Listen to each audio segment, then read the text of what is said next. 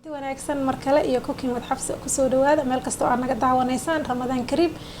maanta waxaan idin tusayaa muus bakeeni iyo bocor alaabtan waa alaab hooyadii aad u jeceshahay soonka waxaan ayada ahayn kuma afurto muus bakeenigan ma sha Allah soon ma ahayn maalintii aan kariyay wixii dhan aan ku leeyahay waa la isku dilo laba xabo ahaaye ma sha Allah miiska waa gaari waayaan ku leeyahay aad u fiican yahay marka insha Allah ka faa'iideysta bocorka caafimaadka u fiican yahay hurdada dadka hurda la'aanta waxaas hayso hurdo ku keenaya aad u fiican yahay bocorkana ma sha Allah ka faa'iideysta asagana sida fudud oo loo sameeyo asagana fiirsada wixii talaya tusaalaan hoos ku soo qora cunto Soomaali sax ah ay tan insha Allah bocorkii waa kana aan soo helay maanta markan organic waay hadaa mid organic ah Shabeella waa ay soo gada maxaa yeelay kii Soomaaliya oo kale ma ahan buunsha mooda waxaan maaragtay meelahan yaalo marka si fiican u fiiqaysaa dhaxda waxa ku jirana waa ka bixinaysaa bocorkan waxyaabo badan u fiican yahay meeshan aan ku soo koobi karin vitamin A ka buuxo oo maaragtay visionka qofka indhaha aragtida qofka maaragtay aad ugu fiican waxa kale oo ku jira wuxuu kale u fiican yahay blood pressure ka waxyaabahaas uu controlaya protein badan uu leeyahay aad adiga kugu fiican yahay bocorkan insha Allah dadka hurdada waxaas ku yartahay hurdadu keenaa marka insha Allah ka faa'iideysta si fiican isaga fiiq hilibka iyo ka raacin yani markaa fiiqaysid waqtigaaga qaado insha Allah marka waa dhuudhuubinaysaa baasta camal ka dhigaysaa baasta camal markaa ka dhigto wax biyo aan ha u dhaweynin maxaa yeelay biyaha hadaa u dhaweyso wuu baaba'aya asaga marka waxa aad ku daraysid oo dhan markaa ku darto daboolkiisa dhab ku siinaysaa asaga biyo dhalaaya biyuhu dhali lahaa sidii maaragtay looga dhamayn lahaa maaragtay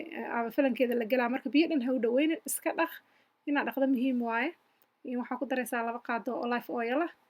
ama macsaro taa jeceshahay aniga olive oil aan jeclahay aan ku darsadaa waxaa ku daraysaa sokorta madow haddii aad maaragtay aadan rabin waxaa ku darsan kartaa malab kaliya aniga laakiin sokorta madow aan ku jeclahay kan heel shiidan iyo xabadaas qorfaha ah 4 xabo camal oo dhaga yara ah waxaas marka hadhow waa ka saaraysaa heelkana waa shiidan yahay sokortaas madow 2 qaado waaye ku dar ma sha Allah aan ku leeyahay dessert Soomaali waa kana macmacaanka Soomaalida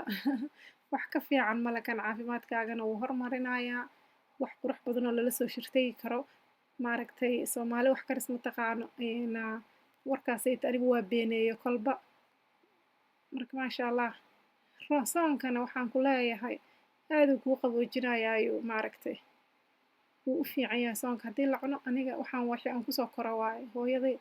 la'aanteed ma afuri jirin marka ma sha Allah idinkana barta qofka aqoonin ha barto qof maalinba waxbaa la bartaaye markii asaas aragto malabka aad ku darto hawsha waa isku dhamaatay saxankaaga ku shubanaysaa maraq yaraa ku haraayo biyo yar oo beena waxaasna waa macmacaankii aayo salka aad u fiican yahay haddana hawshii mooskan galaynaa sida loo sameynayo idin tusaaya aadka u fudud marka waa idinkana moos bakeenigeeni aan bilaabanaynaa oo wadankan loo yaqaano plantain asagana maaragtay wuxuu leeyahay fiber badan oo maaragtay calooshaada u fiican digestive systemkaaga yani caloosha inay ku istaagtay waxyaabahaas uu ka hortagaya haddii aad plantainkan badsato wuxuu leeyahay wax energy badan ku siinaayo high energy ku siinaayo insha Allah wuxuu kaloo leeyahay vitamin C badan oo ka badan midka banaanaha ah iyo vitamin A asaga kaga badan mooska caadiga ah marka insha Allah ka faa'iideysta waxyaabo inta aan lagu soo koobi karin uu leeyahay digsigaas aan ku ridanaynaa waa jarjarayaa digsigaas aan ku ridayaa marka aad ha u jarjarin ha yaryaraynin yani haddaa aad u yaryarayso waxaa dhacaya inuu maaragtay kaa baaba'o taasna uma baahnid inuu kaa baaba'o uma baahnid marka saas u jarjaranaysaa alwaaxaas aan wax ku jarjartana waa aragteen markasta waa idin sheegaa insha Allah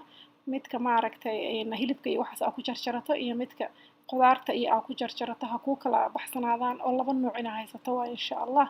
because bacteria-da guriga lagu dhex wareejinayo waa laga fiican yahay biyaan ku shubtay koob biyo ah 2 qaado sokor ah oo madow ku darso iyo 2 qaado saliidaas olive-da ah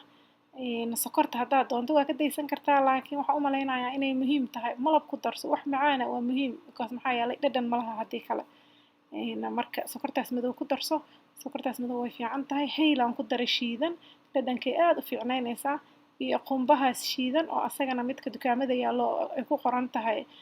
macaana ku jiro ay ku qoran tahay. Marka wakaasaa waa daboolay biyaha waxaaba laga yaabaa markaad daboosho inay biyihii sii bataan. Marka dabool 20 daqiiqo ilaa 30 daqiiqo adiga 20 ilaa iyo 25 daqiiqo dabka ay haystay ku xiran tahay. Wakaasaas markuu usoo gursado saas noqdo saas usoo maaragtay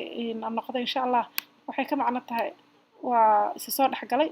waa kari rabaa marka dabka si fiican isaga gaabi wax yar hoos ha kasoo gaduuto been ah. Marka saas wuxuu ugu soo baxayaa wax qurux badan oo macaan ah meeshaas ka soo baxaayo. Miiskana ma gaaraayo anaa idinka ballan qaaday. Qaxwo haddaa u karsato wakaasaa Soomaaliya ka dessert fiican wax healthy ah qurxoon ilmaheena inaan barno cunto Soomaaliga saxda ah waa lagama maarmaan. Wassalaamu calaykum waraxmatullaahi wabarakaatu. Ramadaan kariim. Wakaas beautiful. ما شاء الله ما شاء الله ما شاء الله.